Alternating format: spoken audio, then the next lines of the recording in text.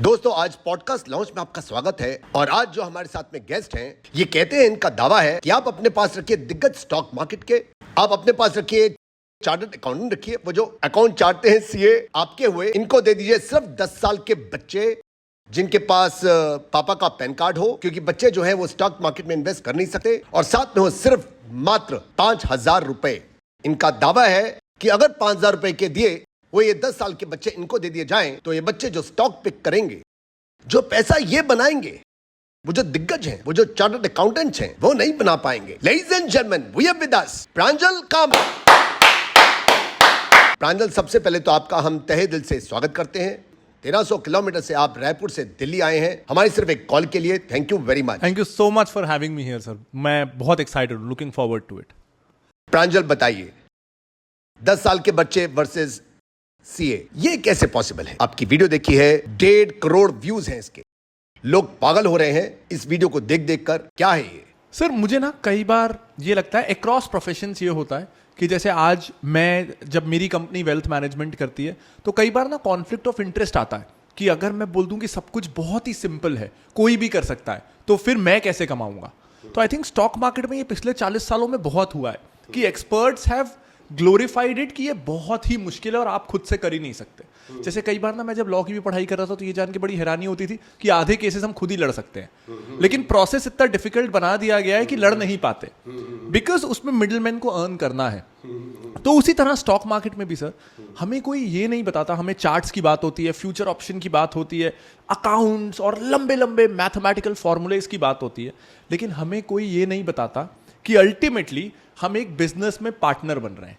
और बिजनेस में पार्टनर ना सर हम में से हर कोई कभी ना कभी बना होता है। कभी किसी दोस्त के छोटे से बिजनेस में, बच्चे भी होते हैं तो पार्टनरशिप खोल के कभी कुछ बेचने लग जाते हैं। तो बिजनेस में पार्टनरशिप जैसे ही बोलते हैं तो वो मैं देखता हूं कि एक हाउसवाइफ भी अपने भाई के लिए दोस्त के साथ पार्टनर बन जाती है। वो एकदम से हमको लेस कॉम्प्लिकेटेड लगता है। जब हम स्टॉक मार्केट बोलते हैं तो हमको लगता है हमको अकाउंट या फाइनेंस गुरु होना है, लेकिन बेसिकली अगर मैं स्टॉक डाउन को एकदम बेसिक्स पे ब्रेक डाउन करूं तो वो क्या है? वो एक मौका है जिससे मैं इंडिया के बेस्ट बिजनेसेस को ओन कर सकता हूं, पार्टली उसका ओनर बन सकता हूं। और एक ना बड़ी प्रॉब्लम होती है हम लोग जब खुद बिजनेस करना चाहते हैं कि मान लीजिए मुझे ईवी बनाने वाली कंपनी खोलनी है, ईवी कार्स बनानी है, तो मुझे 8-10 हज़ार करोड़ का तो इन्वेस्टमेंट चाहिए। वो मेरे पास नहीं है, मेरे पास टीम नहीं है, एक्सपर्टीज नहीं है, ब्रांड नहीं है, डिस्ट्रीब्यूशन नहीं है। और वहीं स्टॉक मार्केट मुझे मौका देता है कि ठीक है, मेरे को क्या लग रहा है, टेस्ला अच्छा करेगा, महिंद्रा अच्छा करेगा कि टाटा अच्छा करेगा, मैं अपना पैसा 500, 1000, 5000 वहां डाल दूं और बन गया मैं ईवी कंपनी में पार्टनर। और मेरा पैसा इंडिया के बेस्ट माइंड्स मैनेज करेंगे, एन चंद्रशेखर मैनेज करेंगे, इलन मस्क मैनेज करेंगे, तो मेरे दोस्त या रिलेटिव से तो बेटर ही मैनेज करेंगे। और फिर भी हमारे दिमाग में ये परसेप्शन है कि खुद करोगे तो जुआएं और डूब जाओगे। इस कारण से उन लोगों ने सारे प्रोसेस को बहुत टफ बना के रखा हुआ है। और आप कहते हैं कि इतना इजी है कि 10 साल का बच्चा भी जो है वो बहुत राइट स्टॉक पिक करके बहुत अच्छी तरह पैसे बना सकता है। बिल्कुल। बताइए, वो टिप्स बताइए हमें। सर एक ना, जो हम जब एंटर होते हैं स्टॉक मार्केट में तो एक माइंडसेट प्रॉब्लम बहुत होता है कि हमारे दिमाग में हम सोच रहे होते हैं कि हमको रिटर्न्स चाहिए, अच्छा पैसा कमाना है, पैसे से पैसा कमाना है। लेकिन मोस्ट ऑफ द टाइम्स ना हम पैसा बनाने वाला काम नहीं कर रहे होते हैं।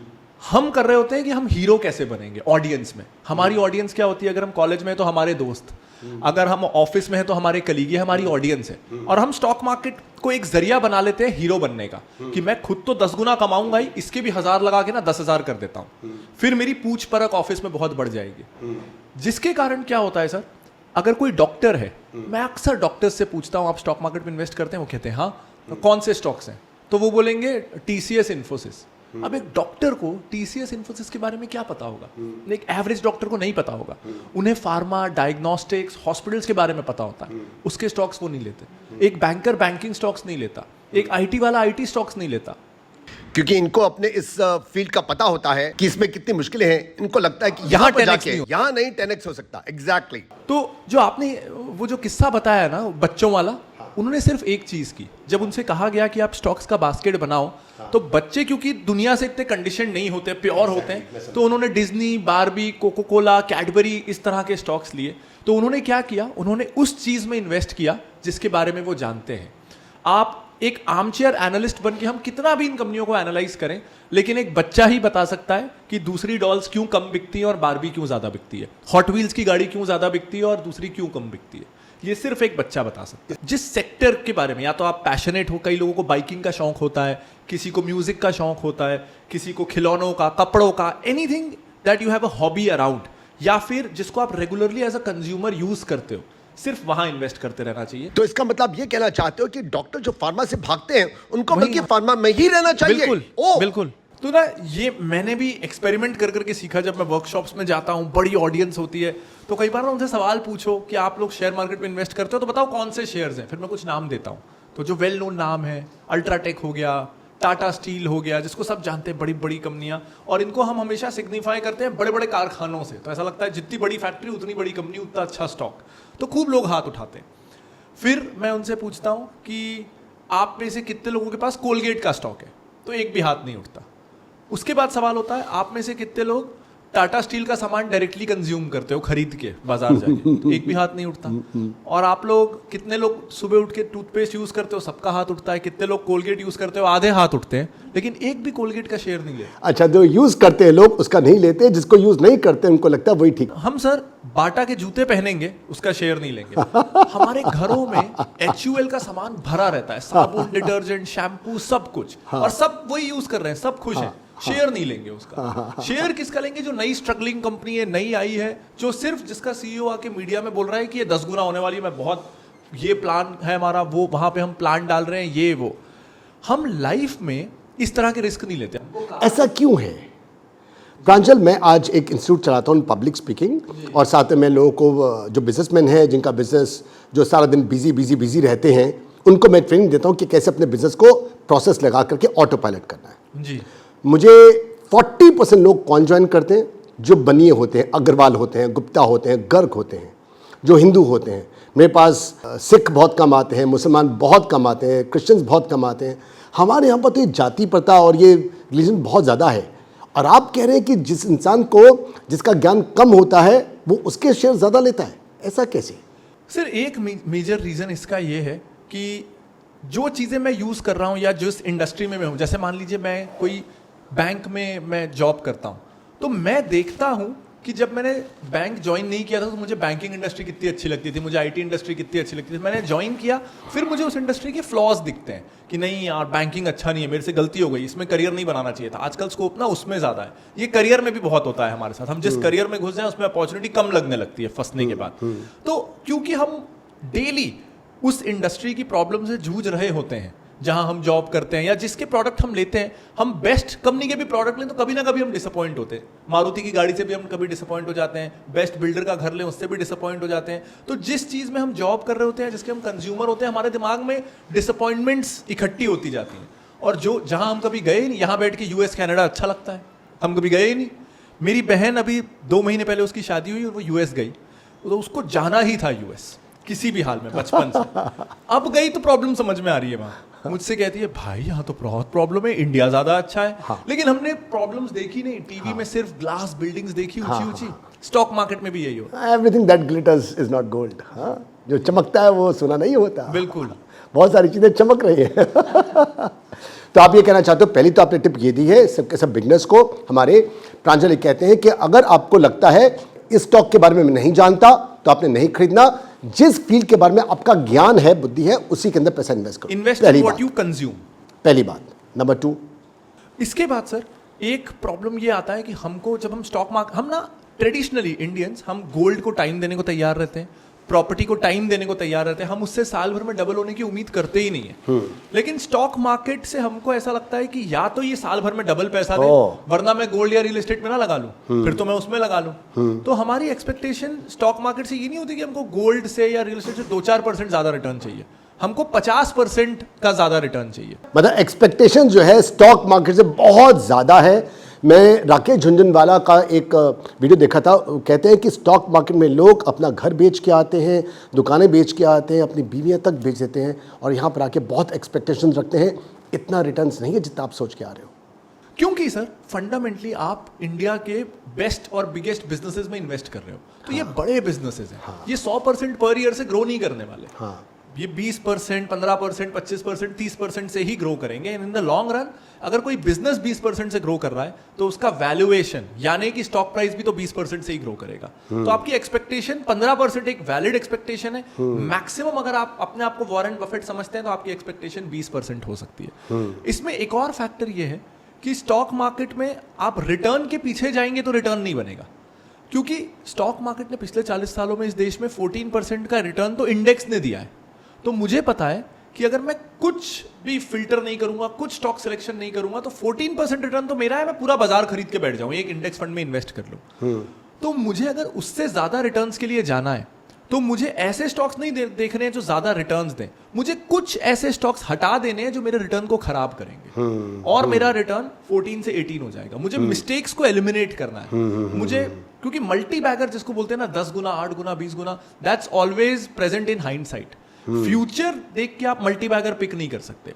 You can pick a good company at a decent valuation. अब वो 2 गुना होगी, 5 गुना होगी, 10 गुना होगी, डोंट वरी अबाउट इट, क्योंकि इसलिए तो आप डाइवर्सिफाई कर रहे हो। आप 15-20 कंपनियां ले रहे हो, कुछ उसमें डूबेंगी भी, कुछ 10 गुना भी होंगी। Law of averages. और आपको 2 कंपनियां चाहिए जो 10 गुना हो जाए इन 10 ईयर्स। मैं कहता हूं सर, लाइफ में कोई 10,000 से भी इन्वेस्टिंग शुरू कर रहा है तो उसको 3-4 बार एक 10 बैगर चाहिए। 10,000 का 1 लाख हुआ, फिर मेरे को एक 10 बैगर मिला, 1 लाख का 10 लाख, फिर 10 लाख का 1 करोड़, और चौथी बार अगर मुझे कोई 10 बैगर मिल गया तो 1 करोड़ का 10 करोड़। तो मुझे लाइफ में 4 ऐसी कंपनियां चाहिए जो 10 गुना हो जाए, और इसके लिए मेरे पास 25-30 साल है। हम देखते हैं कि अच्छी कंपनियां 5-7 साल में भी 10 गुना हो जाती हैं। तो हमको लाइफ स्मॉल कैप वाली ज्यादा नहीं सर, यहीं से ना इन्वेस्टर्स भी यही सोचते हैं, इससे पेनी स्टॉक्स में फंसते हैं या स्मॉलर स्टॉक्स में फंसते हैं, रिस्कियर में। मैंने अपनी लाइफ में देखा, जो मेरे one of the first stocks था, मैंने 2011 के आसपास जब शुरू किया था तब लिया था टीवीएस मोटर्स। वो सर 11 महीने में 9 गुना हो गया था। और टीवीएस 2010 में भी अच्छी कंपनी थी, लार्जर कैप ही थी, मिड कैप लार्ज, उसकी टीवीएस स्कूटी बाइक्स बिकती ही थी, कोई हिडन जेम जैसा कुछ नहीं था। और 11 महीनों में 9 टाइम्स बढ़ा था वो। और आज मैं बात करूं तो तब से वो 25 टाइम्स ऊपर है। मैं एमआरएफ की बात करूं तो जब मैंने इन्वेस्टिंग शुरू की थी तो वो 8,000 पे था, आज 1,02,000 पे। तो 10 साल में 12 टाइम्स तो वो भी हो गया। तो ये भी नहीं है सर, मैं अभी मेरे साथ हुआ 3 साल में सीडीएसएल, जिसको हम सब जानते थे, कुछ भी हिडन नहीं था। आप शेयर खरीदना शुरू करो और सीडीएसएल को सब जान जाते थे। 2 ही तो कंपनी है सिर्फ। और शेयर मार्केट वाले लोग उस कंपनी को तो जानने चाहिए ना, शेयर मार्केट वाले तो हर कोई जानता था, लेकिन शेयर मार्केट वालों से वो कंपनी मिस हो गई जो है ही शेयर मार्केट की कंपनी, और 3 साल में 8 गुना वो हो गया सर। तो ऐसा नहीं है सर, छोटी कंपनियां बड़ी कंपनियां भी बढ़ती हैं सर। तो मैसेज क्या है, ये सेकंड टिप आपकी क्या है in nutshell? Stick to safer companies. Safety से रिटर्न आएगा। हायर रिस्क हायर रिटर्न, ये कंसेप्ट स्टॉक मार्केट में नहीं चलता। Lower risk higher return. ये जो रिस्क है तो इश्क है, ये आपको मुश्किल दे सकता है। फिर इश्क में धोखा मिलता है ऐसे। अच्छा, तीसरी टिप बताइए। तो जब हमने ये 2 चीजें कर ली, रिस्क कंट्रोल करने जा रहे हैं, इसी का एक एक्सटेंशन है सर, जो इन्वेस्टिंग को, जिसने मेरे लिए इन्वेस्टिंग को बहुत आसान बना दिया। हम लोग ना, क्योंकि ह्यूमंस आर नेचुरली इमोशनल, और हमने फिल्मों में और कहानियों में हमेशा देखा होता है कि एक अंडरडॉग है और विलन स्ट्रांग है। हीरो अंडरडॉग है, वो बहुत मुसीबतों को पार करके फिर विलन से जीतता है। 90% फिल्मों की कहानियां यही होती हैं। हम ये कोशिश ना, हमारा ये माइंडसेट, हमारी कंडीशनिंग स्टॉक मार्केट में आ जाती है कि मारुति तो नंबर 1 है यार, मैं ना एमजी पे बेट करता हूँ एग्जाम्पल के लिए। अगर एमजी का शेयर बढ़ गया तो, अगर एमजी बिकने लग गई तो, हम तब खुद से ये सवाल नहीं करते कि अगर 10 साल से नहीं बिक रही तो तुझे क्यों उसमें बेट करना है यार। अगर मारुति ने खुद को प्रूव किया है तो किसी कारण से प्रूव किया है। जैसे मैं पेंट में देखता हूं, किसी को बोलो ना कि एशियन पेंट ले लो, अच्छी है, अरे वो तो बहुत बढ़ा हुआ है यार, ऑलरेडी मार्केट लीडर है, इसमें क्या ग्रोथ आएगी। मैं जेएसडब्ल्यू पेंट ले लेता हूं, अभी नया लॉन्च हुआ है, तो नया लॉन्च हुआ है तो आप उसके कॉरेस्पॉन्डेंट क्यों बन गए? उसको खुद को प्रूव तो करने दो। जब हम चीजें खरीदते हैं तो हमको ब्रांडेड चाहिए, आईफोन चाहिए, नई चाइनीज कंपनी की चीज हम नहीं खरीदेंगे। मारुति की गाड़ियां हमको पता है बिल्ड क्वालिटी, लेकिन हमको रिलायबिलिटी है, सेफ्टी, इस सेंस से लगती है कि सर्विस स्टेशन हर जगह, तो हम मारुति की गाड़ियां लेते हैं। प्रोडक्ट खरीदते समय हमको प्रूवन चाहिए। स्टॉक मार्केट में हम अनप्रूवन चीजों पे बेट करते हैं। 20 रुपए का पेस्ट भी मुझे प्रूवन चाहिए और 2 लाख का शेयर मुझे अनप्रूवन चाहिए। लेकिन हम लोग जब उसका सारा का सारा उसको 1 साल का, 3 साल का, 5 साल का जब ट्रैक करते हैं तो यही तो पाते हैं हम लोग कि लार्ज कैप की जो कंपनियां हैं उनसे रिटर्न्स मिल रही हैं 10-12% की, जबकि कुछ एक ऐसी स्मॉल कैप की ऐसी कंपनीज हैं जो कि रिटर्न आपको दे रही है 18%, 20%, 25%, 30% तक दे रही हैं। इतना लार्ज कैप की कंपनीज नहीं दे पा रही हैं।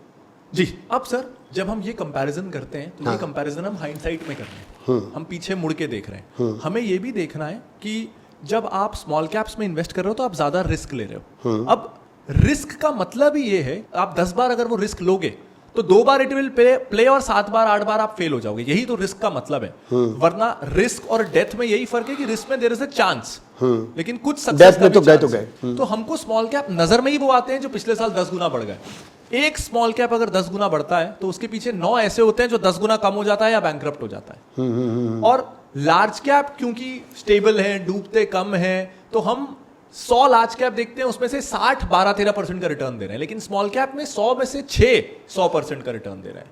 तो हम अगर हमको विनर मिला तो it will be a 10x winner, लेकिन उसकी प्रोबेबिलिटी, उस विनर की मिलने की प्रोबेबिलिटी इज 1/10 लेस। तो जब मैं इनको कंटेक्स्ट में लूं तो लार्ज कैप्स आर बेटर। तो इसका मतलब है रिस्क जो है वो इश्क नहीं है, रिस्क को कम से कम लो, अपने आप को सेफ लेके चलो और लार्ज कैप की तरफ या वो सब स्टॉक जो सेफ हैं वहां की तरफ पहले चलो आप। सर मैं सिर्फ लार्ज कैप नहीं कहूंगा, मैं इसको थोड़ा मॉडिफाई करूंगा। डाइवर्सिफाइड नहीं, in the sense large cap होना जरूरी नहीं है, वो अपनी इंडस्ट्री में सबसे बड़ा प्लेयर हो ये जरूरी है। मैं एक छोटा सा इसका एग्जांपल दूं, वंडरला हॉलीडेज आज भी 2-3 हजार करोड़ का मार्केट कैप है। इंडिया में 3 अम्यूजमेंट पार्क्स हैं, कोची में, हैदराबाद में, बैंगलोर में, लेकिन अपनी इंडस्ट्री में सबसे बड़ा है। इमेजिका बैंकरप्ट है, बैंक्स के पास है। एसएल वर्ल्ड कोविड के बाद से खुला ही नहीं, और इमेजिका की कंस्ट्रक्शन कॉम्पिटिटिवनेस इतनी अच्छी है कि वो पार्क दूसरों से हाफ कॉस्ट पे पार्क बना लेते हैं, तो टिकट प्राइसेस हाफ रख लेते हैं। लैंड प्राइसेस अब अप्रिशिएट हो गए जहां उनके पार्क है, तो it's not possible for anyone else to enter that city जिस शहर में वंडरला जाता रहता है। जैसे अब उनका चेन्नई और भुवनेश्वर में पार्क आ रहा है, no one else dares to enter, क्योंकि ऑडियंस को स्प्लिट ही होना है। फिर ऐसा नहीं है कि वंडरला 0 हो जाएगा, तो इतना कैपेक्स कौन करे, कौन 1000 करोड़ का पार्क खोले। तो जिस कारण वंडरला बहुत छोटी इंडस्ट्री में, और शायद वंडरला भी जो अपने पीक पे होगा तो ये इंडस्ट्री 10,000 करोड़ की है, लेकिन उसका मार्केट लीडर होगा, वो 6,000 करोड़ रुपए का रेवेन्यू वो लेके जाएगा। इंडस्ट्री छोटी है लेकिन वो एक छोटे तालाब की बड़ी मछली है। तो तालाब कैसा भी हो, बड़ी मछली पे बेट करना जरूरी है। तो आप ये कहते हो कि छोटे तालाब की बड़ी मछली के ऊपर करो, लेकिन अगर वो छोटा तालाब जो है उसका पानी खत्म हो गया तो मान लीजिए वो इंडस्ट्री जो है, वो पूरी इंडस्ट्री जो है वो फ्लॉप हो गई, तो वो न्यू इंडस्ट्री है, उसके अंदर बहुत बड़े बड़े जो कंपनी वाले हैं, टाटा बिरला अंबानी तो वहाँ पर है नहीं, तो अगर वो इंडस्ट्री पूरी की पूरी फ्लॉप होती है, मान लीजिए आपने अम्यूजमेंट पार्क की बात करें, अगर वो अम्यूजमेंट पार्क के जगह पर वहीं पर कोई उनका कोई कंपीटर ऐसा आ गया, ऑनलाइन पर ऑफलाइन में कुछ ऐसा आ गया कि वो पूरी की पूरी इंडस्ट्री जो है आउट ऑफ बिजनेस हो गई, तो अब इसमें 2 फैक्टर्स हैं सर ये रिस्क मैनेज करने के लिए। एक, मैं ये कभी नहीं कहूंगा कि न्यू इंडस्ट्रीज में बेट करो जो इमर्जिंग हैं, जो अभी छोटी हैं लेकिन बाद में बड़ी हो सकती हैं, ये बिल्कुल जरूरी नहीं है। इनफैक्ट मैं उल्टा सोचता हूं कि जैसे कई बार ना इन्वेस्टिंग की शुरुआत ही ऐसे होती है कि फ्यूचर किसका है उस पर बेट करो, तो फिर बात होती है कि ईवी का फ्यूचर है, ब्लॉकचेन का फ्यूचर है, हाइड्रोजन कार्स, कुछ ऐसी टेक्नोलॉजीज। मैं बिलीव करता हूं उल्टा करिए। हाँ। क्योंकि फ्यूचर पे जब आप बेट करते हो ना, तो आपको 2 लेवल पे बेट करना होता है। जैसे हाइड्रोजन कार्स पॉपुलर होंगी कि ईवी पॉपुलर होगी, फिर विनर कौन होगा, टाटा होगा, टेस्ला होगा, महिंद्रा होगा।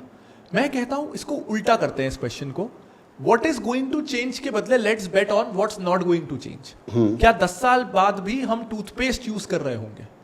मोस्ट प्रोबेबली कर रहे होंगे। क्या हम जीन्स, टी शर्ट और सूट पहन रहे होंगे? मोस्ट प्रोबेबली पहन रहे होंगे। बिल्कुल। हम साबुन के बदले शार जेल यूज कर रहे होंगे, बट मोस्ट प्रोबेबली वो भी कर रहे होंगे। सो व्हाई नॉट एक लेवल ऑफ अनसर्टेनिटी को अपन खत्म कर देते हैं, लुक फॉर थिंग्स जो सर्टन है कि अगले 10 साल रहेंगे। मतलब वही है, रिस्क जो है वो मिनिमाइज करो, हमेशा रिस्क मिनिमाइज करते हैं। हाँ। वॉरेन बफेट ने भी कहा है कि सबसे पहले देखो कि तुम्हारा जो मूल पैसा है वो सेफ हो, ऐसा ना हो कि 24 जी चले थे 26 बनने, दुबे बन के रह गए। चलिए हम लोग चलते हैं टिप नंबर 4 पर। जी सर, इसके बाद एक जो मैं देखता हूं यंगस्टर्स के साथ खास करके ये बहुत होता है कि कई बार ना वो नया नया एनालिसिस सीख रहे होते हैं और एक्साइटेड होते हैं खुद को प्रूव करने के लिए, और उस चक्कर में उन्हें कुछ अच्छी कंपनियां मिल भी जाती हैं, 2-4 अच्छी कंपनियां मिल जाती हैं, and they invest everything they have उन 2 या 4 कंपनियों में। अब यहां हमें यह समझना जरूरी है कि दुनिया के बेस्ट एनालिस्ट का भी सक्सेस रेट इज 60%, यानी 10 में से उनके 6 स्टॉक्स चलते हैं और 4 डूब जाते हैं। और ये दुनिया के और बेस्ट। ये वो लोग हैं जो कि 20 साल से 30 साल से 40 साल और से। राकेश झुनझुनवाला की बात कर रहा हूं मैं, 60%। हाँ दुनिया के मतलब महान। वॉरेन बफेट और राकेश झुनझुनवाला का भी जो सक्सेस रेट है वो 10 में से 60% से कम ही होगा, बल्कि कम ही होगा। 52-53% ही होगा। हाँ बिल्कुल बिल्कुल। हाँ, क्योंकि जिसका भी 60% भी अगर सक्सेस रेट हो, वो रातों रात अंबानी अदानी बन सकता है। तो उनका सक्सेस रेट भी जब उनका 52, 53, 54 है, तो आप जैसे हम जैसे कि तो बिसाती क्या है। जो बिगिनर है मुझे लगता है उसका सक्सेस रेट अगर 25-30% भी है तो बहुत है, और एक इंडस्ट्री वेटरन का 40-45%। एंड येट ये बहुत अच्छा क्यों है, क्योंकि स्टॉक मार्केट में जब आप इन्वेस्ट करके शेयर ले रहे हो तो the maximum you can lose is 100%। मैंने 1000 लगाया है तो मैं 1000 डुबा सकता हूं, ज्यादा नहीं डुबा सकता अगर मैं शेयर खरीद के रख रहा हूं। लेकिन वो 1000 का शेयर 10,000 भी हो सकता है और 1 लाख भी हो सकता है। तो मेरी 10 गलतियां माफ हो जाती हैं अगर मेरा एक शेयर 10 गुना हो जाए। इसलिए 20% सक्सेस रेट भी कई बार ठीक होता है, आपका CAGR, आपका आप प्रॉफिटेबल रहोगे।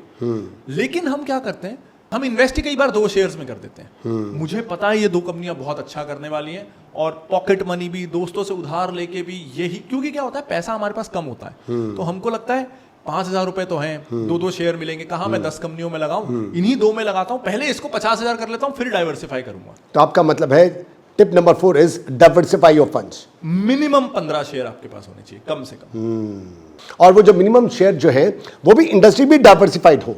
जी, तो इसमें एक थंब रूल जो हम लोग फॉलो करते हैं वो ये कि किसी भी एक शेयर में आपका टोटल पोर्टफोलियो का एक्सपोजर 8% से ज्यादा नहीं होना चाहिए। आपके पास 100 रुपए हैं, एक शेयर में 8 रुपए से ज्यादा नहीं, और एक सेक्टर में 25 रुपए से ज्यादा नहीं। तो कम से कम 4 सेक्टर और कम से कम 15 कंपनियां। और ये भी आप शेयर्स का बोल रहे हो, किसी कारण से अगर आपके पोर्टफोलियो में पैसे हैं, ज्यादा हैं, तो म्यूचुअल फंड के अंदर भी आओ। इसके ऊपर आप क्या कहते हो, क्या म्यूचुअल फंड के ऊपर आना चाहिए? सर इनफैक्ट मैं तो कहता हूं कि म्यूचुअल फंड पे तो जरूर आना चाहिए। शेयर्स पे आना है कि नहीं वो सब्जेक्टिव है, लेकिन म्यूचुअल फंड पे तो आना ही चाहिए। क्योंकि सर शेयर बाजार में जब हमारा कैपिटल बहुत छोटा है ना, जैसे 50,000 लाख ऐसा, तो हम म्यूचुअल फंड से अगर खुद बहुत अच्छी रिसर्च कर लेंगे तो हम म्यूचुअल फंड से 2 या 3% का ऊपर का रिटर्न ले आएंगे। लाख रुपए पे 2-3 हजार रुपए होता है। अब उस 2-3 हजार एक्स्ट्रा के लिए खुद रिसर्च करना, मेहनत करना, टाइम देना इज नॉट वर्थ इट। बच्चों को भी देखना, अपनी जॉब भी देखना, बिल्कुल। तो अगर जिम भी जाना है, तो अगर सिर्फ रिटर्न चाहिए तो शेयर मार्केट में नहीं आना चाहिए लोगों को, अगर कैपिटल कम है। शेयर मार्केट में यंगस्टर्स को एक दूसरे कारण से आना चाहिए, वो ये कि शेयर मार्केट आपको ज्यादा इंटेलिजेंट बना देता है, आपको स्मार्ट बना देता है, आपको बिजनेस करना सिखाता है, अलग अलग इंडस्ट्रीज की नॉलेज देता है। तो अगर आप सिर्फ फाइनेंशियल प्रॉफिट नहीं, आप इंटेलिजेंस वाला प्रॉफिट भी ढूंढ रहे हो कि मैं होटल इंडस्ट्री कैसे चलती है समझ जाऊं, वो IT कंपनीज इंडिया की क्यों बढ़ रही है समझ जाऊं, तो जब पैसा फंसता है ना, ऐसे हम कितने भी MBA प्रोग्राम्स ज्वाइन कर लें, लेकिन जब मैंने लाख रुपए किसी कंपनी में लगाया और वो पैसा मेरा 60,000 हो गया है, तब जो मैं खुद मेहनत से पढ़ाई करके उस इंडस्ट्री के बारे में सीखता हूं, और जब मैं ऐसे करके 10 इंडस्ट्रीज के बारे में सीख जाता हूं, तो I genuinely become a smarter person who can be a better business person and a better employee. तो इसका मतलब अब हम लोग आ चुके हैं म्यूचुअल फंड के ऊपर। म्यूचुअल फंड के बाद अगर आपके पोर्टफोलियो में थोड़ा पैसा है, बहुत ज़्यादा कम नहीं है, 5, 10, 15, 20 हज़ार नहीं है कि आप हर जगह पे इन्वेस्ट कर सको, तो अभी तक हम लोग थे स्टॉक मार्केट के अंदर, उसके बाद हम लोग आए हैं म्यूचुअल फंड के अंदर। अब म्यूचुअल फंड के बाद रियल एस्टेट भी है, हमारे पास सेविंग्स अकाउंट भी है जी, क्योंकि हमें अपने घर के लिए कुछ ना कुछ सेविंग्स अकाउंट में तो डालना ही डालना है, वो इमरजेंसी के लिए डालना है कि कल कुछ हो जाए तो हम लोगों को सेविंग्स अकाउंट में भी कुछ डालना है। कुछ FD भी हो सकती है, अगर आप रिकमेंड करें कि क्या FD में जाना चाहिए, क्योंकि FD 1 या 2 या 3 साल के लिए होती है। तो FD या सेविंग्स अकाउंट या कमोडिटीज़ हैं, सोना है, चांदी है, इनके ऊपर आपका क्या विचार है? सर बहुत कम ऐसे फाइनेंशियल इंस्ट्रूमेंट्स हैं जो मैं लोगों को बिना उनके बारे में जाने बता सकता हूं कि ये इसमें निवेश तो करना ही चाहिए, और वो है सॉवरिन गोल्ड बॉन्ड। अच्छा, ये एक ऐसा, मैंने आपकी वीडियो देखी हुई है इसके ऊपर जी। तो ये एक ऐसा इन्वेस्टमेंट है सर जो हर भारतीय को करना चाहिए। इसको मैं कंसेप्चुअली समझाऊं तो हम सब भारतीय, हम लोग सोने पे तो विश्वास करते ही हैं, और 10-11% का रिटर्न हमको सोने से मिल जाता है। लेकिन जब हम सोना खरीदते हैं, चाहे हम कॉइन खरीदें या बार खरीदें, उस पर भी मेकिंग चार्ज लगता है। मैंने जब पहली बार जाना था तो हैरानी हुई थी, वो बार ही तो दे रहे हैं, उसमें क्या मेकिंग चार्ज, लेकिन उसमें भी 5-6% का मेकिंग चार्ज लगता है और 3% का GST लगता है। तो मैं जब भी बाजार से किसी भी तरह से सोना ला रहा हूं, वो 10% तो पहले दिन महंगा हो गया बाजार से, यानी आप -10% पहले दिन आपका रिटर्न हो गया। सॉवरिन गोल्ड बॉन्ड में ये दोनों चीजें नहीं लगती, GST नहीं और कोई मेकिंग चार्ज नहीं, तो -10 से आप 0 पे आ गए। सबको डिजिटल गोल्ड है, it's all digital gold. Digital gold और सॉवरिन गोल्ड बॉन्ड में भी काफी फर्क है सर। अच्छा, तो सॉवरिन गोल्ड बॉन्ड यहां तक तो डिजिटल गोल्ड है बिल्कुल, अभी तक जो मैंने समझाया। इसके बाद इसका एक बेनिफिट है कि इसमें सरकार जो भी आपका इन्वेस्टमेंट अमाउंट है उस पे 2.5% ब्याज भी देती है। बिल्कुल, मैंने सुना। सोने का रिटर्न तो मिलेगा ही देखा मैंने 10-11% और 2.5% सरकार की तरफ से भी मिलेगा। तो मैं कहता हूं इसको म्यूचुअल फंड का कैपिटल एप्रिसिएशन और सेविंग्स अकाउंट का इंटरेस्ट दोनों एक ही में मिल रहा है। और ये म्यूचुअल फंड से भी लेस रिस्की है, क्योंकि मेरे देश के म्यूचुअल फंड या मेरे देश का शेयर बाजार कैसा करेगा वो देश कैसा कर रहा है उस पर निर्भर करता है। तो पॉलिटिकल स्टेबिलिटी है कि नहीं, टेररिज्म, नेचुरल कैलामिटीज, ये सब पे डिपेंडेंट है। गोल्ड प्राइसेस का देश से भी लेना देना नहीं है। उसने बिल्कुल निफ्टी की तरह या उसने बिल्कुल बीएससी एनएससी की तरह उसने जाना ही जाना है। 14% से भी लेस रिस्की है सर। अच्छा, निफ्टी में भी कंट्री रिस्क है, अगर देश खराब करेगा तो निफ्टी खराब यस करेगा। Yes yes yes yes. Gold का तो जाना ही वर्ल्ड ओवर जाना उसने, उसका देश के वो लिमिटेड नहीं है, देश से पूरा वर्ल्ड उसका लिमिट है, उसकी तो ये बाउंड्रीज एक ऐसा इन्वेस्टमेंट ऑप्शन है जहां म्यूचुअल फंड से भी लेस रिस्क है इसमें और म्यूचुअल फंड जैसा रिटर्न है। इसलिए ये एक बहुत अच्छा इन्वेस्टमेंट ऑप्शन है, हर किसी को करना चाहिए। और इसमें इनकम टैक्स भी नहीं लगता, आप पूरे साल रख लो तो 8 साल की मैच्योरिटी है, आप शेयर मार्केट में उसको कभी भी बेच सकते हो, फिर कैपिटल गेन टैक्स देना पड़ेगा। पूरे 8 साल रख लो, 1 पैसा टैक्स नहीं देना। मेरा नेक्स्ट क्वेश्चन है कि डिस्काउंट ब्रोकर्स और brokers, what do you prefer? Sir मेरा तो एक ही अकाउंट है, जीरोधा में एक अकाउंट है। अब काफी साल, सबसे पहले मैंने शुरू किया था एक्सिस से, तब जीरोधा ज्यादा पॉपुलर नहीं था।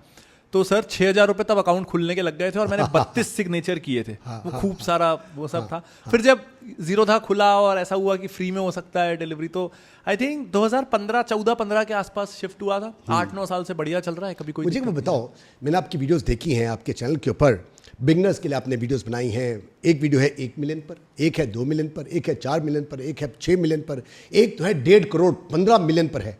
मुझे जरूरत की, मैं तो सोचता हूँ, आपसे पूछता हूँ, जरूरत क्या पड़ी आपको जीरोधा या फिर अपस्टॉक्स की? आप अपना ही क्यों नहीं एक ट्रेडिंग प्लेटफॉर्म निकाल लेते? जितनी ज़बरदस्त आपकी व्यूज़ मिल रहे हैं, आपका अपना ट्रेडिंग प्लेटफॉर्म भी आपको बहुत अच्छा लेके जा सकता है। व्हाट डू यू से? सर एक इसमें हमने एक दूसरा तरीका किया, टू बी ऑनेस्ट। हम लोग ने एक ब्रोकर कंपैरिजन पोर्टल ले आया। अच्छा, कि जैसे पॉलिसी बाजार में आप इंश्योरेंस कंपेयर कर सकते हो, वैसे हमारा एक प्रोडक्ट है सिलेक्ट बाय फिनोलॉजी, आप सारे ब्रोकर्स को कंपेयर कर सकते हो। अब ये क्या होता है, पॉलिसी बाजार मैं कहूंगा इन अ वे आज देश की सबसे बड़ी इंश्योरेंस कंपनी है और एसेट लाइट इंश्योरेंस कंपनी है। उसको प्रोडक्ट बनाना भी नहीं है, सर्विस भी नहीं देना है। लोग आते हैं, कंपेयर करते हैं, और क्योंकि लीड इंश्योरेंस कंपनी को वहां से मिली तो एक सब्सटैंशियल रेवेन्यू पॉलिसी बाजार को मिल जाता है। तो वी प्रिफर्ड दैट कि देश के सारे ब्रोकर से टाई अप करो और उनको एक प्लेटफॉर्म में लाओ। आपको सर्विस नहीं देनी, आपको ऑपरेशंस कंप्लायंस नहीं देखना, एंड आप डी फैक्टो ब्रोकर तो बन ही गए। प्रांजल, मेरा आपसे एक क्वेश्चन है कि एक्टिव और पैसिव इनकम में आप क्या कहते हैं कि इंसान के पास कितना एक्टिव और कितना पैसिव होना चाहिए? क्या पैसिव वाकई में पैसिव होता है, उसमें एक्टिव कुछ नहीं होता? सर आजकल ना मैं कहूंगा कि ये थोड़ा मेरे जैसे कंटेंट क्रिएटर्स ने इसको बहुत पॉपुलर कर दिया है कि 40 पहले हो रहा था 40 पे रिटायर हो, अब 30 में, 20 में, अब तो लगता है पैदा होते ही रिटायर कर लेंगे कि पैसिव इनकम फनल्स बिल्ड कर दो और रिटायर हो जाओ। तो ऐसा होता नहीं है। आई मीन पैसिव इनकम भी, ज्यादातर तरह की पैसिव इनकम जिसको हम बोलते हैं कि बुक लिख लो रॉयल्टी आएगी, तो वो बुक लिखने की मेहनत, फिर ऐसा नहीं है कि आप लिख के भूल गए, कांस्टेंट प्रमोशंस, और फिर स्टैटिस्टिक्स क्या बोलता है कि क्या, मुझे लगता है कि 100 में से एक बुक सक्सेसफुल होती है, इतना कि वो आपको महीने का 5-10 हज़ार रुपए रॉयल्टी दे पाए। ये भी दुनिया की 1% बुक होती होंगी जो 5-10 हज़ार% रॉयल्टी दे पाए। फिर जैसे ब्लॉगिंग में लोग बोल देते हैं कि अमेजॉन के एफिलिएट पोर्टल शुरू कर दो, ब्लॉग करो, ब्यूटी प्रोडक्ट्स के बारे में लिखो, कैमरा फोन के बारे में लिखो और इनकम आने लगेगी।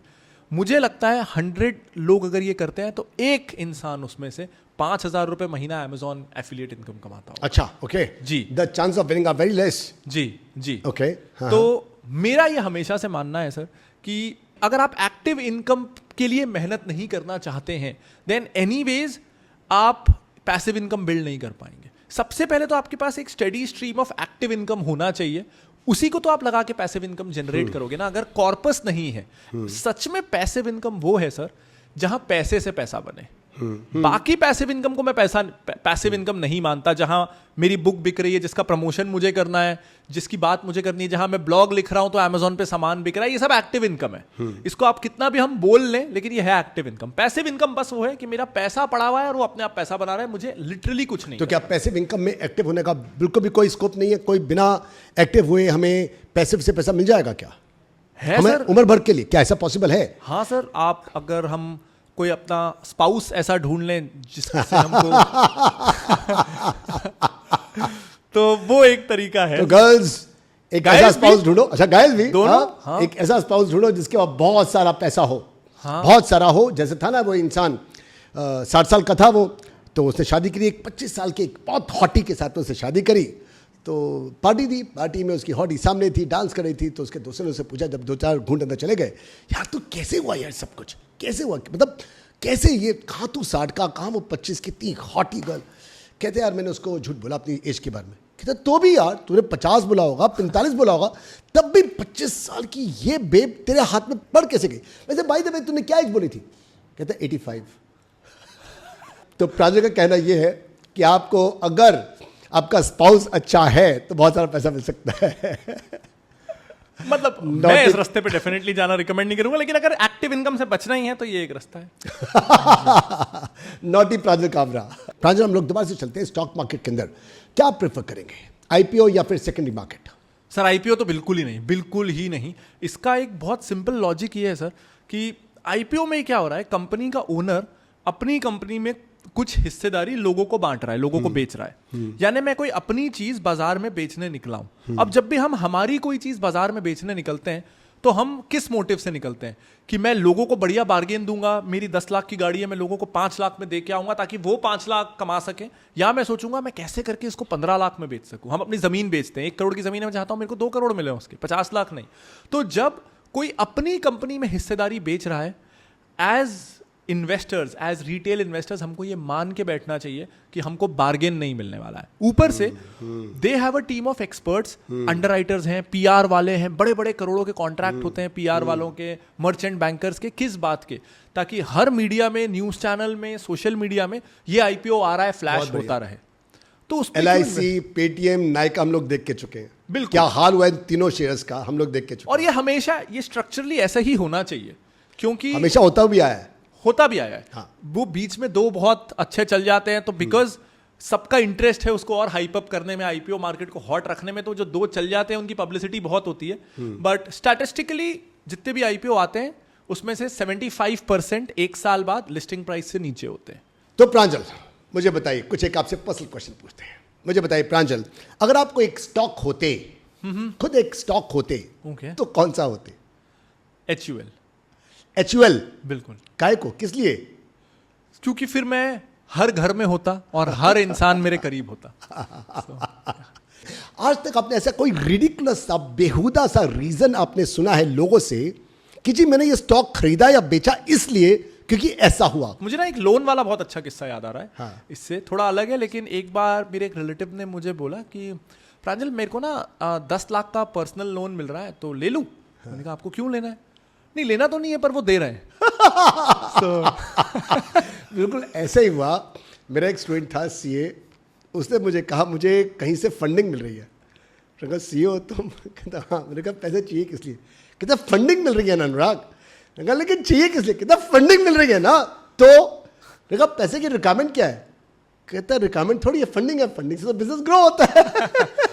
मैंने कहा अगर CA ऐसी बात करेंगे तो क्या होगा यार? प्रांजल मुझे बताइए, अगर ये स्टॉक, ये शेयर अगर बोल सकते तो क्या बोल रहे होते अब तक?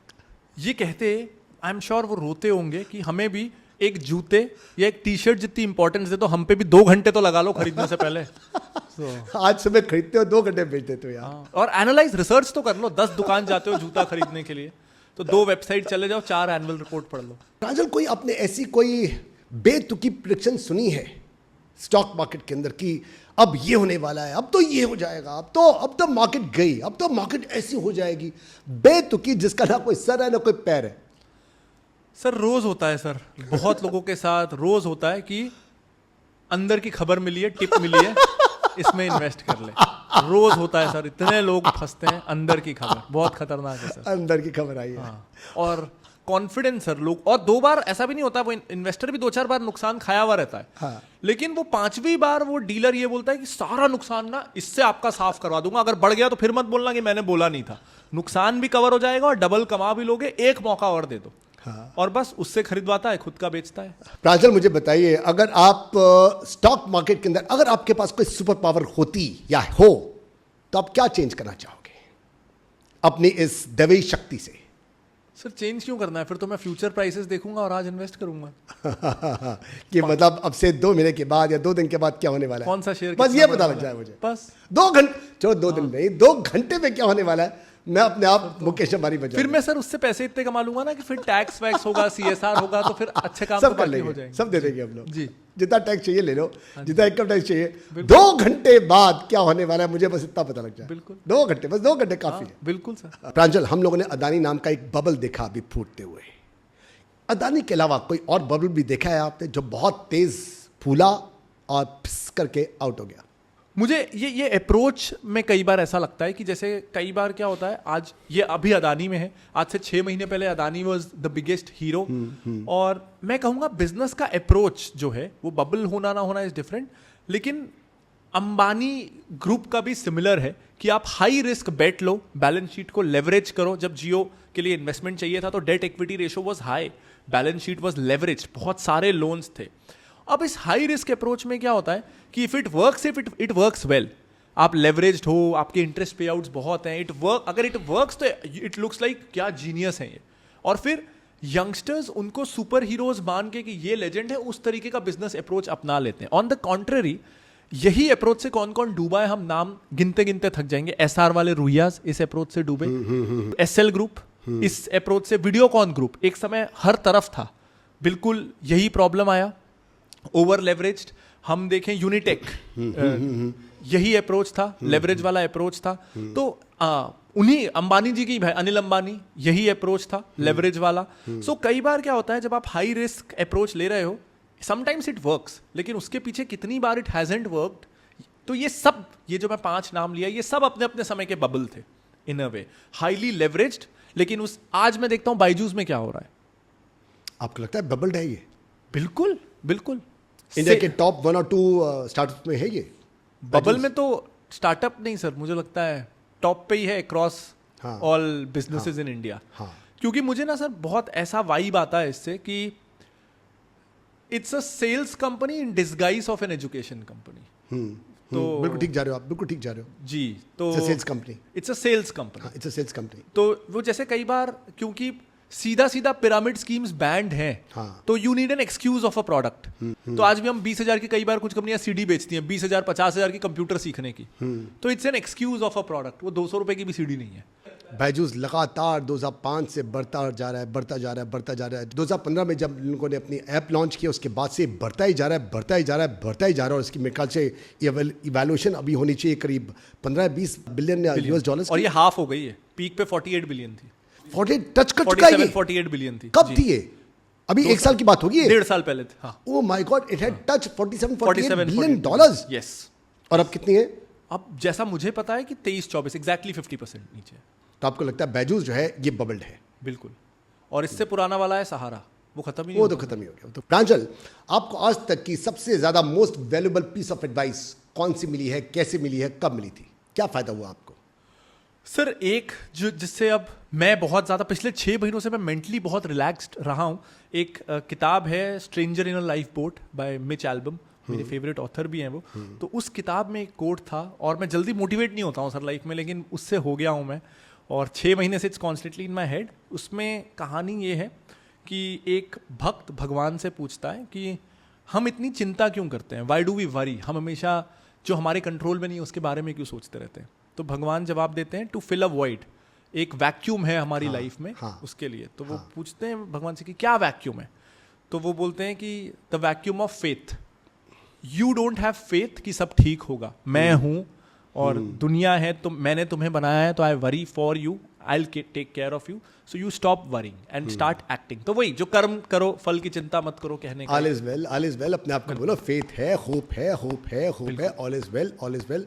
अगर इसको पता होगा कि होप है, आशा है, सब कुछ ठीक चल रहा है, तो सब ठीक होगा। अगर इसको लगेगा कि नहीं है तो वो वरी करेगा, चिंता करेगा, टेंशन में आएगा।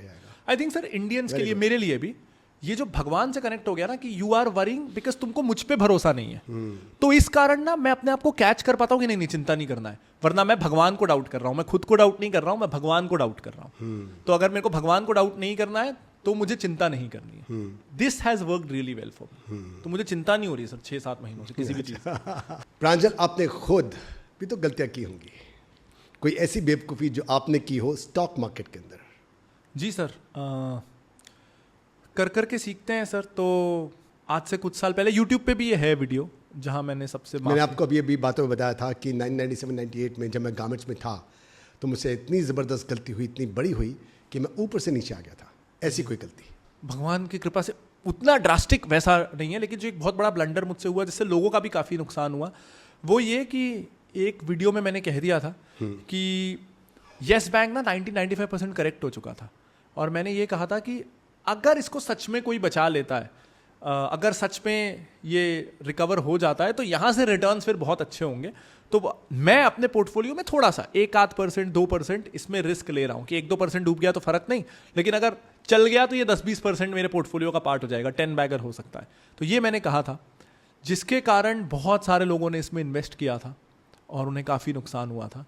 तो ये एक बहुत बड़ी गलती थी कि मैं वही एड्रेलिन सीख कर रहा था या ऑडियंस की नज़रों में हीरो बनना सीख कर रहा था कि मैं ना हीरो बन जाऊंगा, अगर ये 10 गुना हो गया ना तो सारे एनालिस्ट एक बार ऐसा होता है प्रांजल कि हमको अंदर से आवाज़ आ रही होती है ये तो चलेगा, और हम लोग कोई खुदा थोड़ी होते हैं, हम लोग ह्यूमन हैं, गलती तो हो ही सकती है। सर शेयर्स में गलती होना गलत नहीं है, जैसे मैं कहा बेस्ट इन्वेस्टर्स भी 4 बार गलत होते हैं, मुझे लगता है मैं 6 बार गलत होता हूँ 10 में से, लेकिन मैं कितना रिस्क लेके गलत हो रहा हूँ वो मैटर करता है।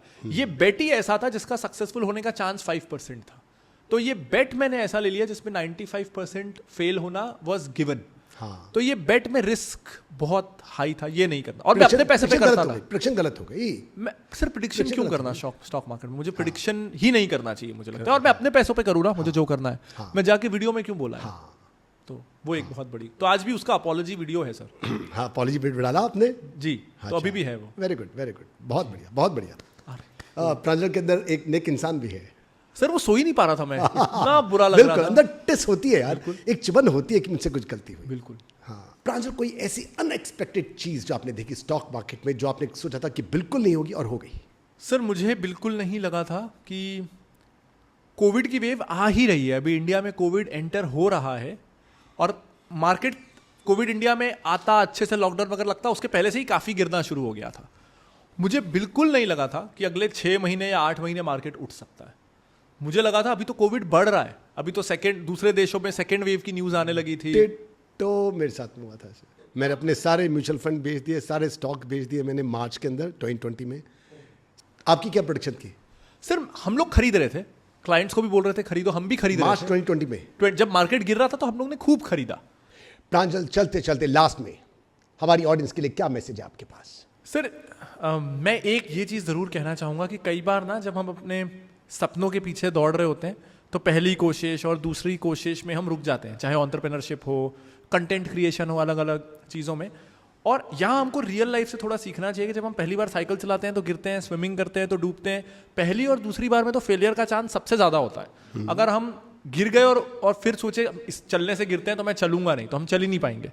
तो बिजनेस में या करियर में या क्रिएटर बनने में भी या स्टॉक मार्केट में कहीं पर भी हो, गिरने से डरो मत कि गिर रहे हो मतलब सीख रहे हो, गिरोगे नहीं तो सीखोगे। Thank you very much. और हम लोग अपेक्षा कर रहे हैं कि हमारे साथ में जो पॉडकास्ट है हर महीने जो है हम लोग इसी ढंग से चलते रहेंगे। जरूर सर। इतनी दूर से यहाँ तक आने के लिए तहे दिल से आपका धन्यवाद। Pleasure sir, thank you sir, thank you very much. दोस्तों, आप लोग के प्रांजल कामरा के साथ में जो ये पॉडकास्ट हुआ है उसमें क्या चीज़ सबसे अच्छी लिखी है नीचे कमेंट में लिखिए, और हम लोग मिलते हैं मेरी नेक्स्ट वीडियो के अंदर। बाय बाय, शब खैर, बी सिंह ऑफ वीडियोज़ इन, गुड नाइट।